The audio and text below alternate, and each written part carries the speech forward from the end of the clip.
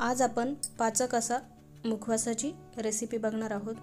ज्यांना जेवणानंतर ॲसिडिटी किंवा पित्त यासारखे त्रास होतात, यासाठी हा अतिशय उपयुक्त आहे। चला तर वेळ न घालवता लगेचच रेसिपीला सुरुवात करूया।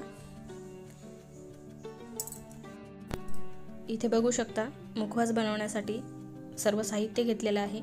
एक मोठी वाटी एवढी बडीशोप, त्यासोबत पांढरे तीळ, धना डाळ घेतलेली आहे, त्यासोबत जवस घेतलेला आहे आणि खडीसाखर आणि लिंबाचा रस घेतलेला आहे।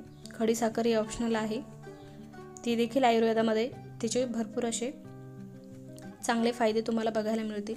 आता इथे एका बाउलमध्ये आपण तीळ आणि बडीशोप ही एकत्र करून घेणार आहोत। जेवढी बडीशोप घेतली आहे त्यापेक्षा थोडेसे कमी एवढे आपल्याला तीळ घालायचे आहेत। थंडीमध्ये जर बनवत असाल तर समान तिळाचं प्रमाण घेतलं तरी चालेल।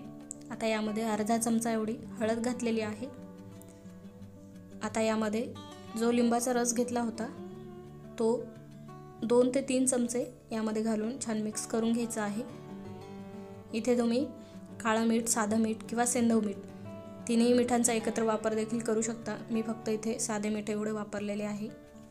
आता हा हळद आणि लिंबाचा रस सर्व छान एकत्र मिक्स करून घ्यायचा आहे। लिंबाच्या रसाच्या ओलाव्यामुळे हळद छान सर्वत्र लागली जाते बडीशोपला आपल्या। त्यासोबत इथे मीठ घातलेलं आहे। त्यानंतर पॅन गरम केलेला आहे, त्यामध्ये जवस घेतलेलं होतं ते छान आता तडतडेपर्यंत भाजून घ्यायचं आहे। जवस छान भाजलेला आहे।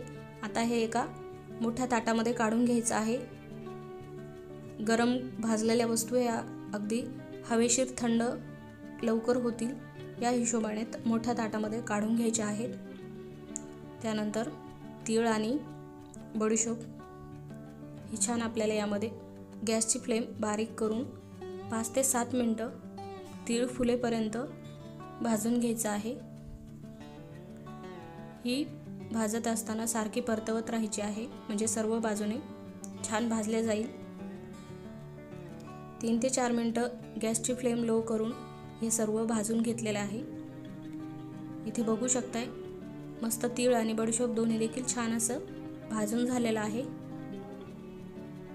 आता त्याच पॅनमध्ये इथे धना डाळ घेतलेली आहे।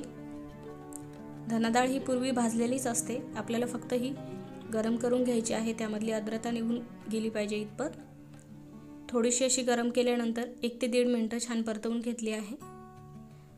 आता ही देखील ताटामध्ये काढून घेतलेली आहे। आता राहिलेली जिन्नस यामध्ये घालणार आहोत। ही इथे खडीसाखर घेतलेली आहे, ती घालायची आहे। ही तुम्ही स्किप केली तरी देखील चालेल, परंतु खडीसाखरेचे आयुर्वेदानुसार बरेचसे फायदे आहेत। मी तर इथे घातलेली आहे, तुम्हाला आवडत नसेल तर स्किप केली तरी देखील चालेल। आता ही झाली मोठ्यांसाठी मुखवास। आता आपण लहान मुलांना हा मुखवास कसा खाऊ घालायचा, कुठलीही पौष्टिक गोष्ट खाऊ घालायची मुलांना म्हटल्यानंतर त्यांच्या सोयीने आपल्याला ती करावी लागते। इथे मी शुगर बॉल घेतलेले आहेत, त्याचं प्रमाण तुम्ही कमी अधिक करू शकता, पण हे असं सगळं कलरफुल दिसलं तर मुलं अगदी आवडीनं खातील।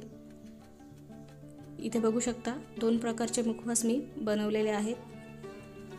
हा जो एक शुगर बॉल घातलेला आहे तो लहान मुलांसाठी आणि दुसरा आहे तो मोठ्यांसाठी।